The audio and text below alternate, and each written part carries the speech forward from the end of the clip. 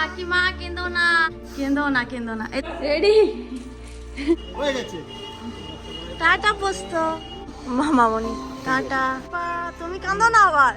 উঠে গেছো দেখো, দাও।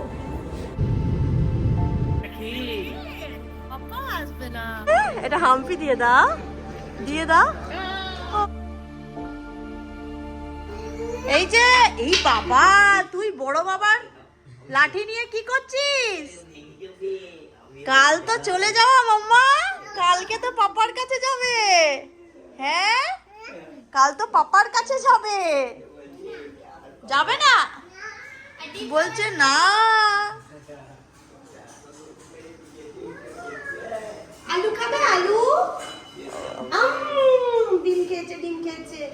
বলছো এত লোক ছেড়ে কি যেতে ইচ্ছে করছে, সেই কি করবো? তো চাকরি পড়ার তাগিদে যেতেই হবে। কি করবে বলো, আসা যাওয়া তো লেগেই আছে। আর তুই যে খেয়ে নিলি, হ্যাঁ আমাকে দিলি নাই। হ্যাঁ রে, পোস্ত ভাতটা মাম্মা সব রেডি। ওলে বাবলে, কি করছো তুমি? বাবা রে, 10:30টার সময় তোর কি হচ্ছে? চল ঘুমাবি।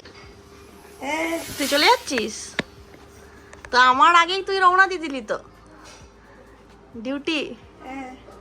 কাঁদছিস কেন? চোখটা, চশমাটা খুল।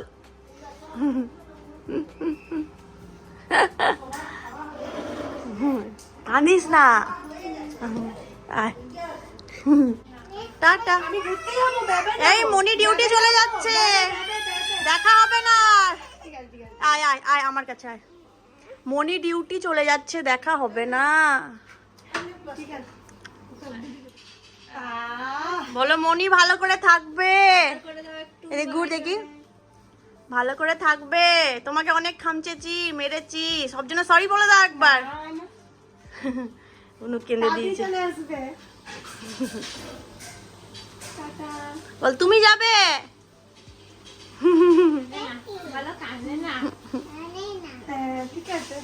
করে দাও। ওলে বাবালে, বলো মনি ভালো করে থাকবে। বলো ভালো করে থাকবে। ও বুঝতে পারছে না যে কি হতে চলেছে ওর সাথে।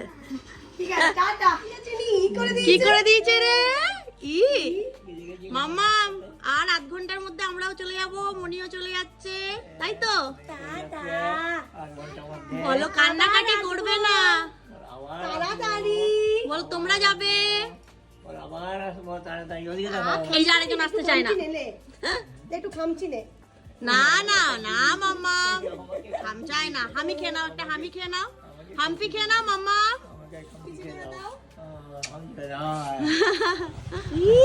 কি বললে? ওই ওই ওই ওই ওই, থামা চলে এসো, থামা চলে এসো। আবার হবে গো দেখা। ওই ওই ওই, চিনি করো। হ্যাঁ, যখন ছিলে থামা চলে গেল। চিনি করছে। ওই ওই করো করো। ওই ওই ওই, দুজনের দুটি পথ গেছে ওদিকে ওদিকে, আবার হবে গো দেখা।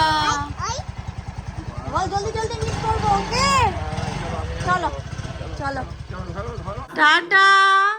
কাকিমা কেঁদো না। ঠামাও কাঁদছে। কেঁদো না, কেঁদো না। এই ধর অঙ্কু, ধর একটা ধর।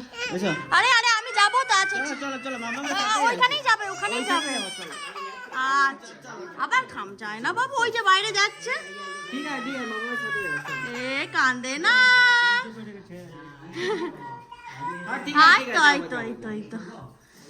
চলো চলো, কাঁদবে না কাকিমা, আবার আসবো তো। আবার আসবো, আসবো আসবো, জলদি আসবো। Ready ready. গ্লাস নেওয়ার দরকার নেই, এটা আছে তো। চিনির ইয়েটা নিয়েছি, বোতলটা। এসো এসো এসো, সব গুছাই নিয়ে রেডি হয়ে গেছি। ব্যাগগুলো মাসি আসছি। হ্যাঁ দাঁড়াও বাবা। হ্যাঁ ঢুকছে গাড়িতে। ওলে বাবালে, ঢুকছে গাড়িতে। ও আচ্ছা, একটা সিট বন্ধ করে দাও, একটা সিট বন্ধ করো। হয়তো ঢুকবে না।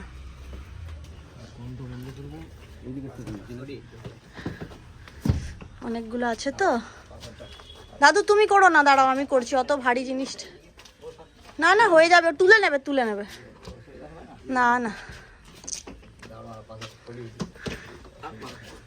আরেকটা ব্যাগ হয়ে গেছে, ঢুকে গেছে। দুটো আছে এরকম দুটো। হ্যাঁ আস্তে আস্তে, ভারী আছে কিন্তু। ওটার উপরে আরেকটা দিয়ে দেবে বরং। আসছি মাসি, কাকিমা আসছি। চলো হাসে হাসে বিদায় করো, হেসে হেসে বলো দুর্গা মাই কি জয়। হ্যাঁ হ্যাঁ চলো মা, চেপে যাও। মোটামুটি ঢুকে গেছে। এগুলো পায়ের কাছে নিয়ে নিলে হবে তো মা, এইগুলো। আমি সামনেটাই বসছি চিনিকে নিয়ে, বাবা তুমি পেছনে বসো। আর একজন একদম পেছনে চলে যাবে, একজন পেছনে আর একজন এই মাঝখানে, তিনজন বসবে।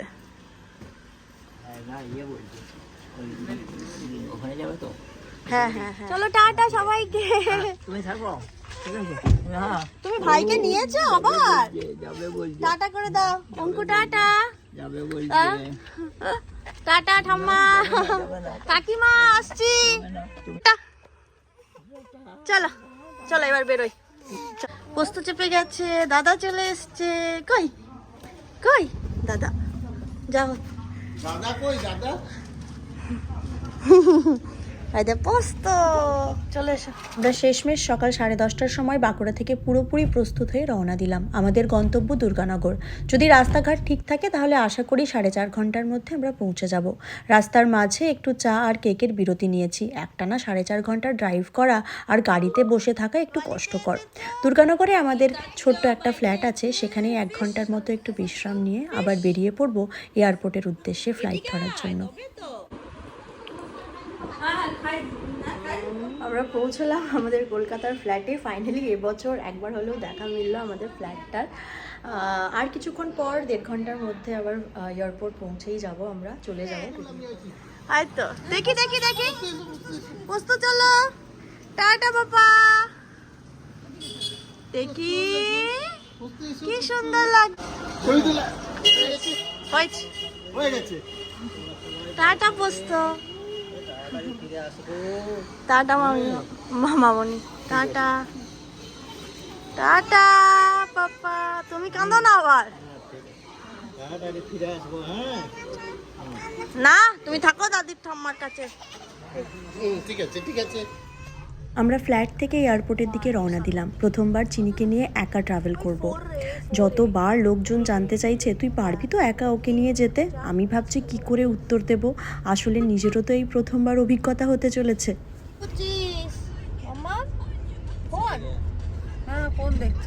চিনিকে একা নিয়ে যাব বলে বেশ অনেক দিন ধরেই ব্যাগ গোছানো শুরু করেছি। চিনির জন্য ব্যাগে ওর খেলনা, খাবার, সকালে উঠেই মা মামনি সবাই নানান রকম খাবার প্যাক করে দিয়েছে যাতে ফ্লাইটের মধ্যে ওর খেতে অসুবিধে না হয়। খেলনা নিয়েছি যাতে ওর কোনো বোরনেস না লাগে। টাটা করে দাও দিদা দাদুকে, টাটা করে দাও। মাম্মা বাস দেখছে, টাটা বল, আবার আসবো। হ্যাঁ বলো, কান্নাকাটি নয়। এখনো চিনি ঠিক বুঝতে পারছে না আসলে কি হতে চলেছে। এত আনন্দ, এত উত্তেজনা, নিজের পরিচিতি মানুষগুলোকে ছেড়ে আজ অনেক দূরে যাচ্ছি আমরা। ওর মনে হচ্ছে এটা হয়তো স্রেফ বেড়ানো, শুধু একটু ঘুরেই আবার ফিরে আসবো। এয়ারপোর্টে ঢুকতেই ওর মনে পড়ছে বাড়ির সবাইকে। একের পর এক প্রশ্ন, দিদা কোথায় গেল, ঠাম্মি কোথায় গেল, দাদু কোথায় গেল, দাদাই কোথায় গেল। আমার কাছে উত্তর নেই যে ওকে কিভাবে বোঝাই যে এই ট্রিপটা এইবার একটু বড়। ফ্লাইটে উঠে গেছো?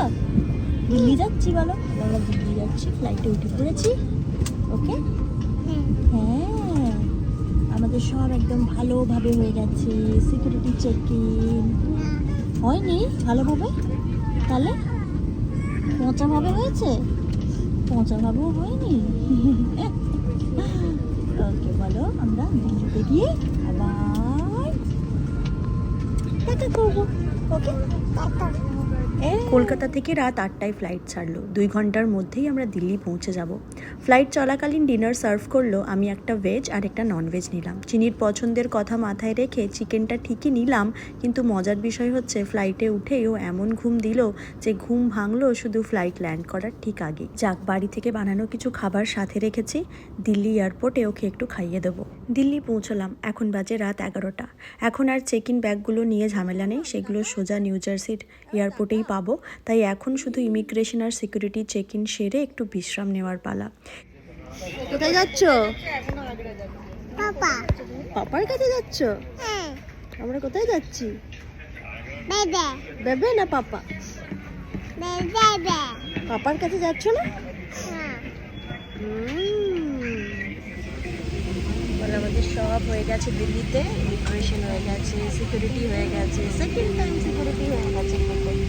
ঘুম পেয়ে গেছে বাবু? হ্যাঁ? ঘুম পাইনি? বলে আমরা দিল্লি থেকে নিউ ইয়র্ক যাওয়ার ফ্লাইটে চেপে গেছি, তাই তো? হ্যাঁ, এই এই কি হচ্ছে? ঘুম পেয়ে গেছে গো, ঘুমো করো। বাজে মাঝরাত্রি 2:30। দিল্লি থেকে টেক অফ করলো আমাদের ফ্লাইট। টানা 15 ঘন্টার যাত্রা। এই পুরো সময়টা অন্ধকারেই কাটবে, আর ঘড়ির কাঁটাও ধীরে ধীরে পেছবে, যেন সময়টা স্থির হয়ে গেছে। এমন দীর্ঘ ফ্লাইট সত্যি বলতে বেশ কষ্টকর। এতক্ষণ বসে থাকতে হয়, আর ফ্লাইটে ঘুমও ঠিক আসে না আমার। তার ওপর 2 দিন ধরে ঠান্ডা লেগে আছে, কনজেশনে মাথা ব্যথা করছে। চিনির জন্য ভালো হলো যে দিল্লি এয়ারপোর্টে একটু খাইয়ে নিয়েছিলাম, ও উঠেই ঘুমিয়ে পড়েছে। আর এভাবে শান্তিতে ঘুমোতে দেখে আমারও একটু স্বস্তি লাগছে, নয়তো ফ্লাইটের মধ্যে এদিক এদিক ছুটে বেড়ালে মাথা খারাপ হয়ে যেত। ঘন্টা দেড়েক যেতে না যেতেই কিছু একটা রোল জাতীয় খাবার দিয়ে গেল। খেলাম ঠিকই, গরম ছিল বলে, কিন্তু স্বাদে খুব একটা ভালো ছিল না। তবুও কিছু খেয়ে নিয়ে ভাবলাম আমিও একটু ঘুমানোর চেষ্টা করি। চিনিটা ঘুমিয়ে আছে এখন, কিন্তু ও যদি হঠাৎ জেগে ওঠে তাহলে তো আমার আর ঘুমের আশা নেই। কি খাচ্ছ? কি খাচ্ছ? কেক। চিনি বেশ কিছুক্ষণ ভালোই ঘুমোলো। ওদিকে আবার আমাদের ব্রেকফাস্ট দিয়ে গেল। ভেজ মেনুতে ছিল পরোটা আর পনির, আর ননভেজে ডিম। ঘুম ভেঙে চিনির যেন বেশ খুশি লাগছে, মন ভরে সকালের ব্রেকফাস্ট করছে। বাইরে তখনও ঘুটঘুটে অন্ধকার, তাই সময়ের হিসেব করা মুশকিল। মনে হলো বোধহয় ব্রেকফাস্টই দিয়েছে। এমন করে আমি খাইতে দাও, দাও আমি খাইতে দাও। তবে এক সমস্যা যা 3-4 বছর আগেও লক্ষ্য করেছি এয়ার ইন্ডিয়ার ফ্লাইটে, সেটার আজও কোনো উন্নতি হয়নি। বুঝলাম ঠিক আছে, এয়ারবাসগুলো পুরনো, তাই বেশিরভাগ জিনিস খারাপ অবস্থায় পড়ে আছে, কিন্তু বাচ্চা নিয়ে ট্রাভেল করছি বলে অন্তত কিছুটা যত্ন আশা করাই যায়, তাই না? 2-3 ঘন্টা আগে জল চেয়েছিলাম, সেটা এখনও এসে পৌঁছলো না। শেষে নিজেই চিনিকে নিয়ে পেছনে গিয়ে 1 বোতল জল নিয়ে আসলাম। এসব ব্যাপার ভিডিওতে বারবার বলেছি, কিন্তু কি আর করা যায়, টিকিটের দাম কখনোই কম হয় না, অথচ সার্ভিসের মান আর এয়ারবাসের অবস্থা দিন দিন যেন অবনতি হচ্ছে। কিছুক্ষণ পরেই আবার লাঞ্চ দিয়ে গেল, আর আছে 3 ঘন্টার মতো, তারপরেই ফ্লাইটটা ল্যান্ড করবে নিউ জার্সিতে। দাও।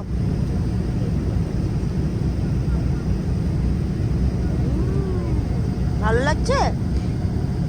আর মাত্র 1 ঘন্টা বাকি। এতক্ষণে জানলা দিয়ে আলোর দেখা পেলাম, যেন মনে শান্তি এলো একটু। এবার আর ঘন্টায় নয়, মিনিটে সময় গুনছি। সত্যি বলতে এতক্ষণে বেশ ক্লান্ত হয়ে পড়েছি। বারবার উঠে চিনির ডাইপার চেক করা, পরিষ্কার করা, একটানা এই রুটিনে শরীরটা যেন হাল ছেড়ে দিয়েছে। শেষের দিকে চিনি পুরো খেলায় মেতে উঠেছে। সিটের মধ্যেই ছোটাছুটি আর ছটপটানি শুরু। ফ্লাইটটা যখনই একদিকে একটু কাত হয়ে আস্তে আস্তে নিচে নামছে, চিনি হঠাৎ ভয়ে আমার হাত শক্ত করে ধরে বলল, মাম্মা আমি পড়ে যাচ্ছি, আমি আর বেরু যাবো না। পৌঁছে গেছো? ল্যান্ড করে গেছো? হ্যাঁ, ব্যাগেজ নিচ্ছ? আমাদের ব্যাগেজ তো আসছে না বাবা। আসছে? কই কই এসছে? এই যে এসছে, আর তোমারটা কই? এই যে বুনু আছে। টাকা দুজনে একটু। ওরে বাবারে, এটা কি? এটা কি? অফিস চলে যাচ্ছে, পাপা আসবে না। এ কে এটা? কে এটা? হ্যাঁ? বুবন, দেখি মামা, কতদিন পর পাপাকে দেখতে পেলে। হ্যাঁ, এটা হাম্পি দিয়ে দাও, দিয়ে দাও।